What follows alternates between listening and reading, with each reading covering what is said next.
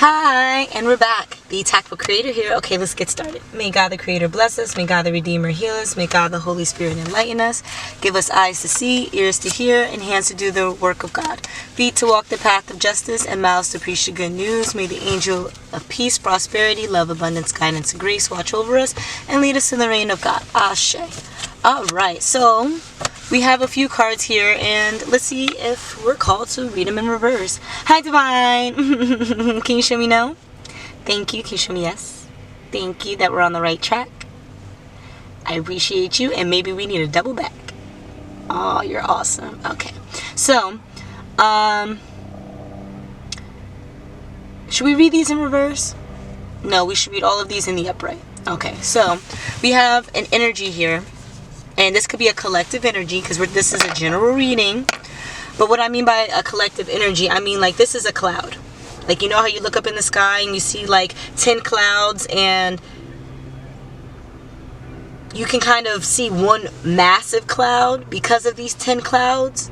But like you can count them. You can peek around the corner and see like, oh no, that's its own individual cloud and that's its own cloud. Okay. You know, that's what I mean, right? About like 10 different clouds, but it's one collective cloud. That's what I'm getting here by these 4 different energies in this overall collective energy. Okay, so if you are having a great day, just know that these 4 cards are most likely going to peek into your day. All right, in some regard. And we're going to figure out why. Okay, so there's someone or some type of energy that is being obsessive, focusing on tranquility and calmness, is acting rational, but in actuality they're sane. Okay, so what do we mean by that?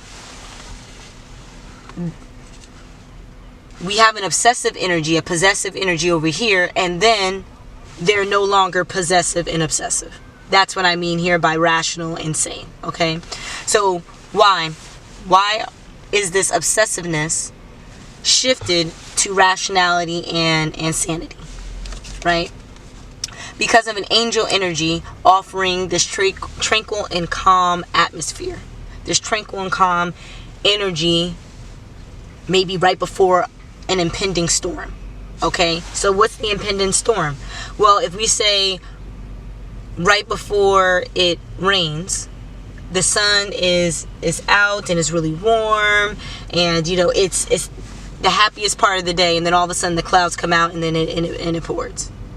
All right, so that is the rational and sane, and then all of a sudden the clouds come out. That's a tranquil and calm for what? The storm that's impending. Okay, now let's give an example of the reverse. So let's say a baby stubbed their toe, and immediately they start crying. It's wah, wah, wah, wah, wah. That's the obsessive possessive energy, right? Because they want their body to no longer feel the pain, right? What needs to happen before they become rational and sane? They need a bit of coddling, right? They need mommy, daddy, any adult, older sibling, any caring entity to come over and be like, what's the matter? I mean, everyone already saw the baby, bump his toe, but it is that energetic connection with the baby that offers a bit of, well, now I can talk about it. I stubbed my toe. Oh, okay. Well, how do we make it better? Da-da-da-da-da. And now they're no longer screaming to the heavens because their toe hurts. It's more so like, it's a murmuring or a whimpering until the pain has fully subsided. Okay, they're a bit more rational and sane about the experience. So those are just 2 examples of how this energy can bounce back and forth. And the reason why it's bouncing back and forth is because in order for anything to have a healing process, there must be balance. There must be a yin and a yang and a yin, whatever you want to express here, but there has to be some kind of balance. Okay? So let's see, why is this balance even necessary? What are some experiences everyone's dealing with, outside of possibly the ones I've already named, that, is causing this feng shui to be necessary, right? And why? Because if we see in one area there's too much negative space, we're called to give some kind of action to then balance it, to rationalize the space. Okay, even if that's energetically, feng shui is an energetic rationalization of room decor, or of a garden, or of a space. It's the same thing as, oh, we're going to play kickball and we're going to make sure the teams are even. We're not going to put all the good players on one team and all the crappy players on the other. We're going to make sure that some are good on one and the others that are good are on the other. And then we'll mix everybody else in. Okay, that's the rational approach to balancing teams if you're playing a sport. Well, it's the same thing with feng shui. You are balancing the energy of maybe the furniture in the room, the plant life in the room, the orientation of the room, so that whatever competition or game or camaraderie that's going to happen can happen in a balanced way, in an even killed or even toned way. Okay, so we have we have a kleptomaniac here, right? That could be with this obsessive energy, with a sports subscription, 4-player sex, income coming, and a divine encounter. Okay, and the divine encounter landed right on top of the angel energy.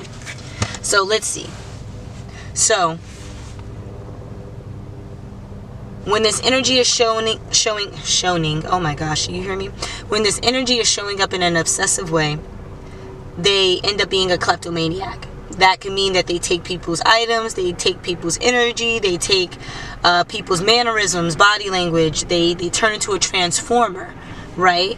To where they can mimic other people very well, but not in a way that where they're pulling on their energy, in a way that they're copying their energy.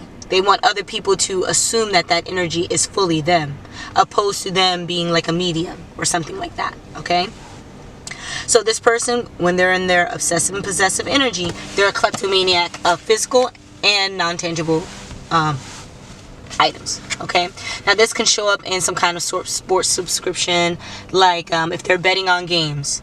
This can mean like, what if they're like a coach? I used the coach example before. Like, they are maybe poaching teams, right? Poaching players. Okay, that could be something that they're doing in their obsessive energy. In order for their team to be the best, they want only the best on their team, and so that's what they're doing. Okay, I don't know if they play fantasy football or anything like that, but then you have some kind of 4-player sex, right?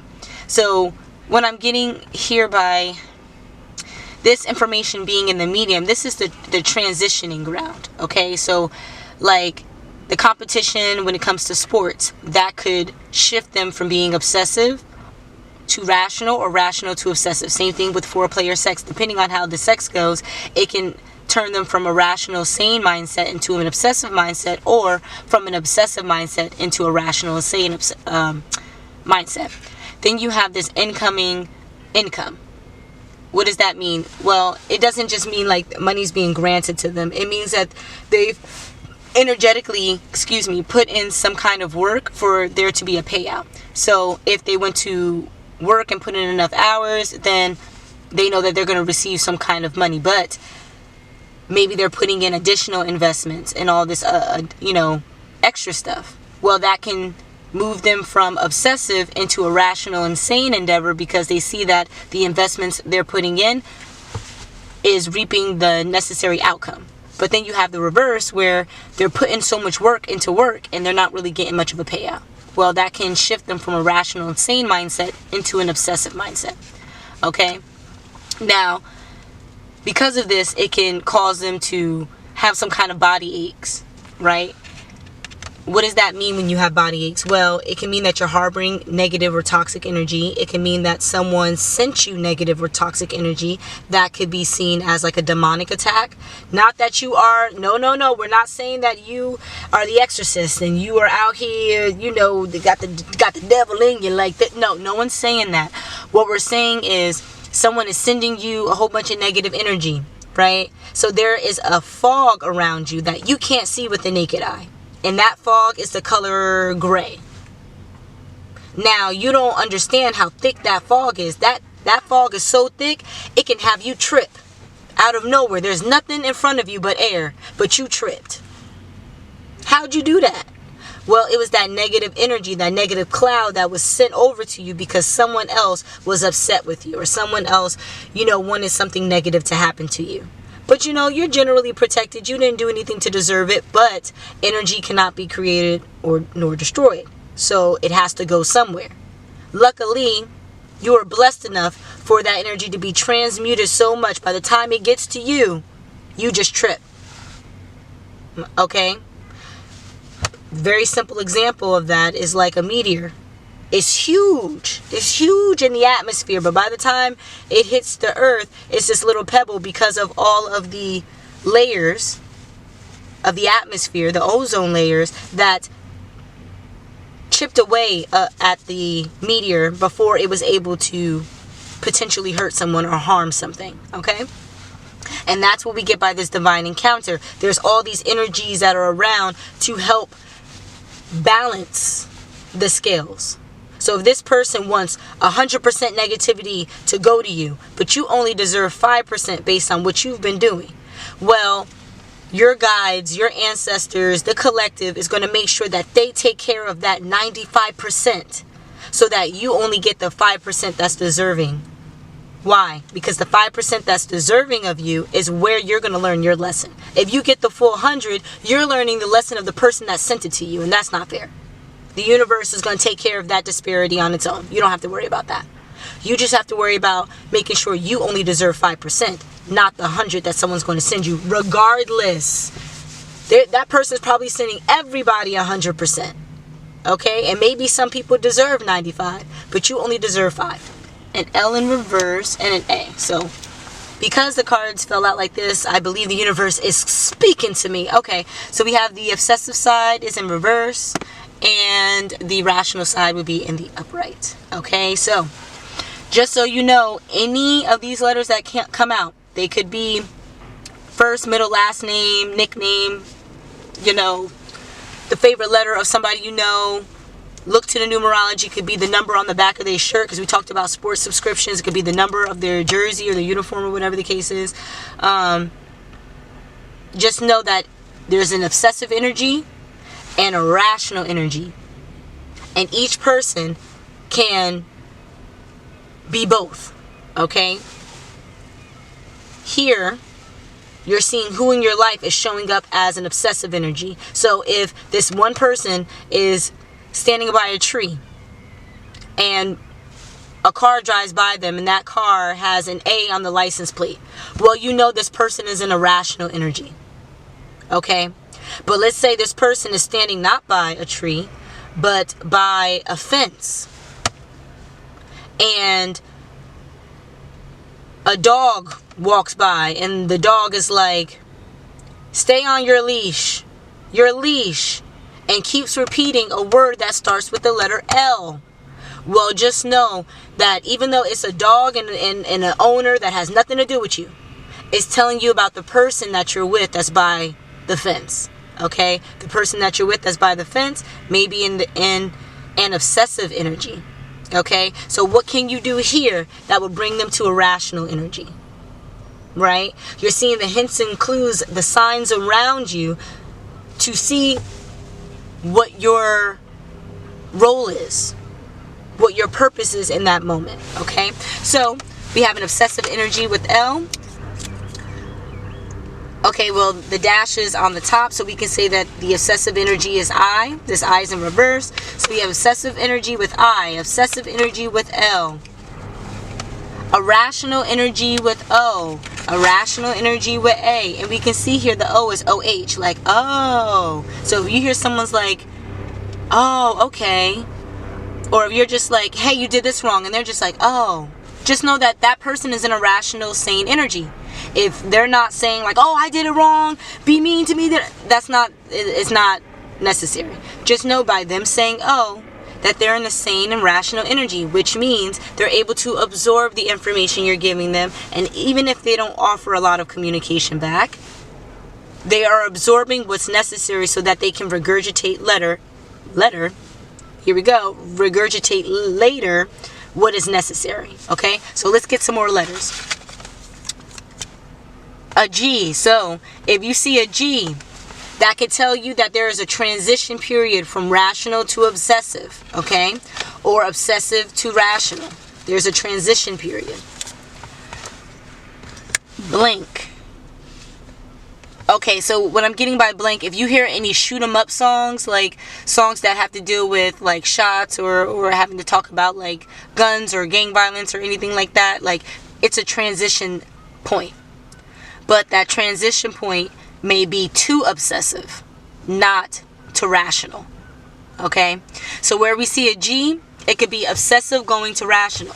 But we see a blank, it's a rational going to obsessive. Remember, the blank is symbolic, like a gun shooting blanks. Okay? In a song, they're not divulging their deepest, darkest secrets because, you know, they can be indicted for that now.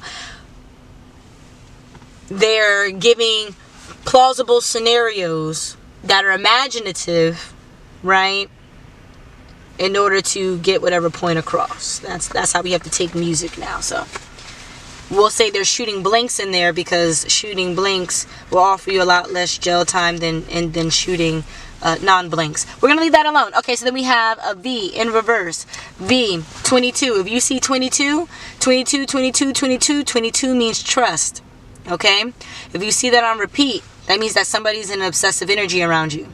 Okay, now that obsessive energy may not be negative. It just means that someone's focusing too much on something.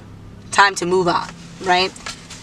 I could tell that by how, in a sense, I was obsessive with expressing something a little bit earlier. I can't even remember what it was now, but it was literally giving me the feel of it. I experienced it myself so that I can talk about it now, right? Okay, anyway, so then you have this A in reverse. We have an A in the upright. It's rational. It's here by this divine encounter. 1, recognize help by asking if it's help. But then we have next to this sports subscription, the A in reverse. Don't ask. Don't ask for help. So what does that mean? Should you be betting? So at any case, if someone is betting on a sports subscription, they're moving into an obsessive energy. If somebody wants to engage too much in sex or foreplay, they're moving into an obsessive energy. If someone is thinking too much about income, you have to discern. Why? Because maybe they're thinking too much about income because income is necessary for progression. That could be good. They're moving into a sane and rational energy. Or they believe income is their only source of value. So they are too highly focused on it, and that is an obsessive or possessive energy. Okay? So we can already see here what's negative. Negative. What could be negative or positive. It would take discernment. It would take understanding of the person's situation. Then you take chiropractor. If someone is feeling something in their body and able to articulate what they're feeling in their body, what are they doing? They're seeing the signs and synchronicities. They're able to absorb the energies around them and then have awareness that they are absorbing the energies around them. That is not their energy. What can you do then? Then you can figure out what it is and then go and fix that problem. Not only are you solving the problem for that individual, but you and everyone like you that energetically could feel the issue now has that weight lifted off of them because you did that work, right? Because you could. That's what this chiropractor or spa is, which means you're moving into a rational and sane energy. Okay, you're more in touch with yourself. And the more in touch you are with yourself, the more in touch you are with the environment, the more upgrades, intuition, chakra alignment, manifestation, overall purpose and progression that's imminent. The ascension process is for you. Okay, but you have to be in a rational and sane energy. All right, and then divine encounters, when you're able to see the signs and synchronicities, when you're able to see that you were talking about a certain topic and then someone walked by almost matching that description, or you were thinking of an animal and then that animal crossed by your path, right?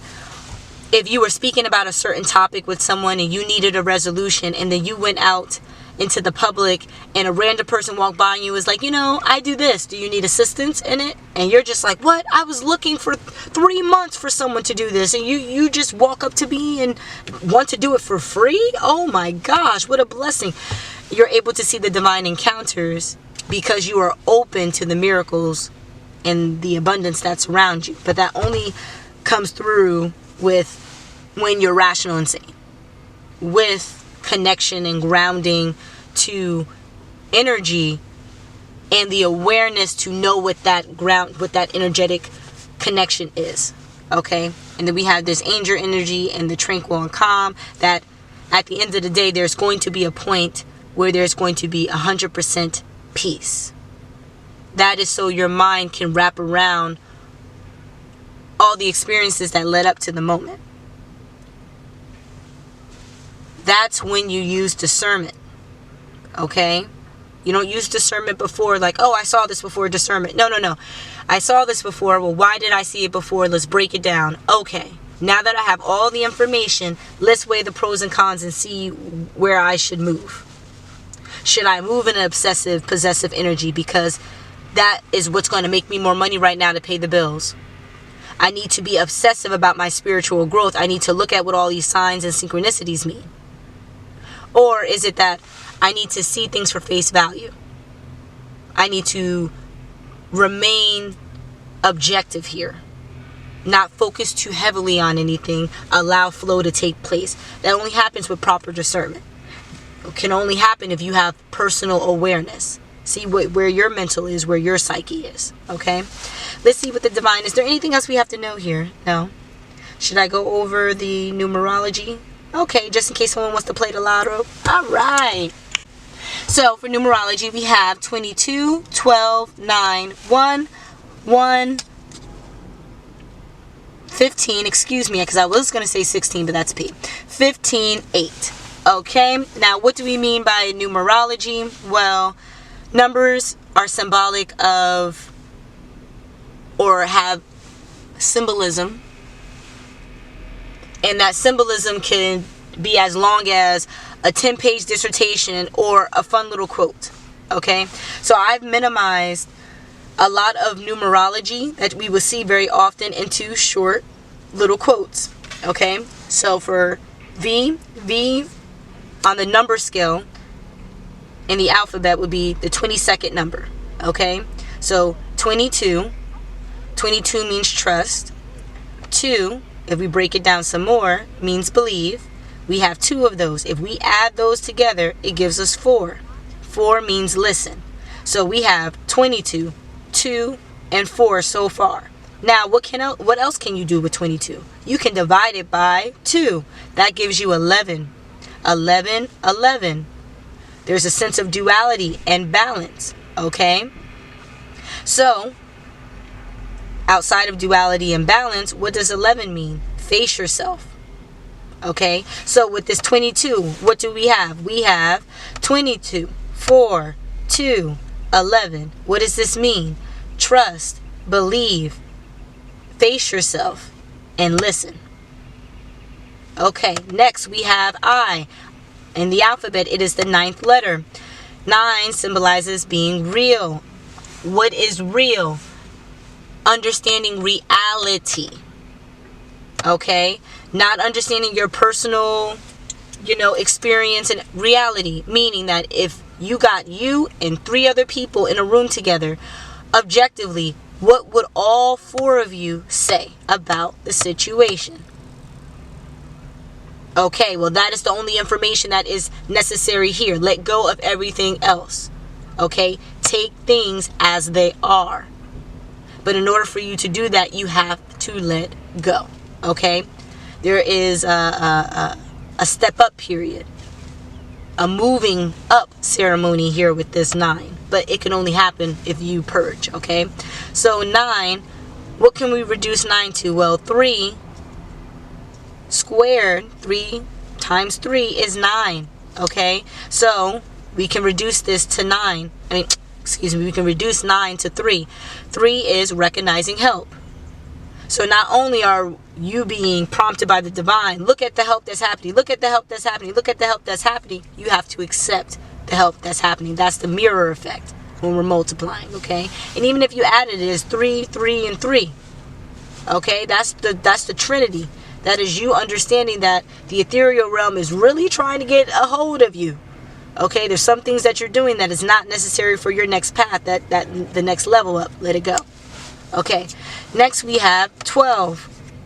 L is the 12th letter in the alphabet. Okay, so with 12, we have be honest. Honesty is the best policy and is different than truth. Truth can stem from personal, something being personal, okay? Honesty stems from a collective confirmation, a collective idea. Okay, so let me express the truth. What's true? Well, the weather that we see every day is controlled by machines. Right? The weather we see every day is controlled by machines. What is honesty? I can't tell whether or not the weather is a machine made or man-made. I can't tell whether or not that is the case.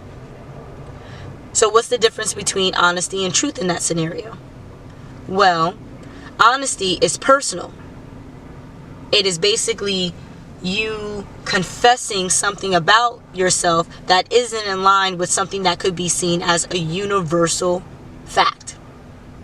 Whereas truth is most in alignment with a universal fact. Okay? Here, this L is telling you to be honest. Even if you don't feel 100% in line with the fact, let them know what additional you feel. Because that addition may need clarity. Okay? So your honesty is that you don't know about the weather clouds and all this other stuff. So what can someone do? Well, someone can show you an article. Someone can tell you their little hint to know the difference between a real cloud and a fake cloud. Now, you can push the truth just like they push the truth because you have the same information. Your honesty gives you the opportunity to prompt others to fill a void that you didn't really know you had until they expressed it to you. Okay? This way, your honesty can be in line with truth. All right? Then we have, we can break that down some more. 1 and 2 together is a 3, recognizing help, but we already talked about what that recognizing help means. Okay? Next, we have this 1. A is the first letter of the alphabet, 1, and that is asking. Think of like when you needed to go somewhere and wanted something from your parents, like how you have to ask in like a pretty please tone. And even if you had a little bit of the attitude, like you know that if you said the words in a certain way, the other person would understand. That's kind of what you're being asked to do here, okay? You're being asked to ask in a way that will allow someone to, or allow something, like the energy of the universe, to give you the information you seek. But a lot of people, what they do is they ask and then they be like, they're closed off. I did the right action by asking you, and then now everything's supposed to be right. Instead of saying I asked, now I have to sit and listen and then take that information and put it into action. And then see if that action yields the result that we spoke about before and expected. Okay? Why? Because when you ask in a way that is positive, you're able to get the answers that you want instead of asking and then, you know the saying that like closed mouths don't get fed? Like that's the general energy of this on this side. It's like you ask and then I'm hungry and then close your mouth and don't accept food in your mouth. Well, you can't be nourished if you don't accept the food after you ask for it. Well, on this side, it's more so like asking, well, is this food even right for me? I'm not even asking like, can I get food? I know I'm going to get food. I trust the divine. It's more so like, is this food the best for me? And the divine is like, yes, trust that how I'm maneuvering you is the best for you, not that I'm maneuvering you, is it good or not? Okay, that's the difference between this one. And then you have 8 is H, and that symbolizes forgiveness. It also symbolizes abundance, but abundance only happens with forgiveness. You know how in a few cultures, in order for you to be able to be in the presence of royalty, you have to bow your head. That is what this H is. It's like bow your head, bow your heart, so that you can be offered grace in return. Okay, so maybe something went awry, something didn't happen in the best possible way. So you're being called to let go of the part of you that wanted perfection, that wanted an ideal experience, so that you can appreciate that maybe you were here to allow them to fumble and learn from their mistakes, opposed to fumble and then live in catastrophe for the rest of their life. You know what I mean? Like, maybe you were someone's saving grace, and you have to have the mind state or the mindset that you are someone's saving grace without the superhero complex. Okay, so that's where H is. Bow your heart so that other people can trust that bowing their heart is a safe place to be too. Okay, and then you have O, which is silence, right? O is the 15th letter in the alphabet, and 15 symbolizes silence. That could mean meditation, that could mean silencing your thoughts, or that can mean, silencing yourself so that you can hear your thoughts better. Okay, the form of silence, go seek silence, like go to a place where silence is necessary, like a library, or like a peace garden or something like that. Okay, and in this silence you're able to hear the messages that aren't so bold, aren't so in your face.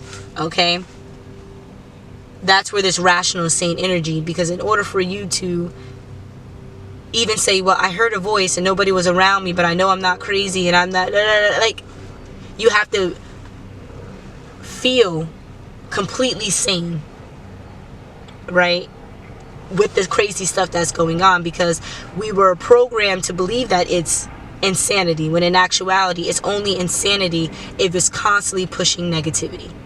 But that's how they're brainwashing us. They're brainwashing us for our minds to only push negativity. But what we can do is we can reverse that and have our brains only push a certain level of positivity to where balance is necessary. And in doing that, we see that our spiritual gifts heighten. We can hear people from all the way across the way, and we don't even know them from anything, but we can at the same time say exactly what they're saying and energetically know that I'm saying the same thing as someone right over there across the way, because of telepathy. You get what I'm saying? So I mean, I feel like I'm going on a tangent now, so I would definitely close out the reading. I thank you all so much for being here. Close out the reading, yeah. Thank you all so much for being here. Your likes, your shares, your and blah blah blah blah blah blah blah. Do you hear all this tongue-tiedness?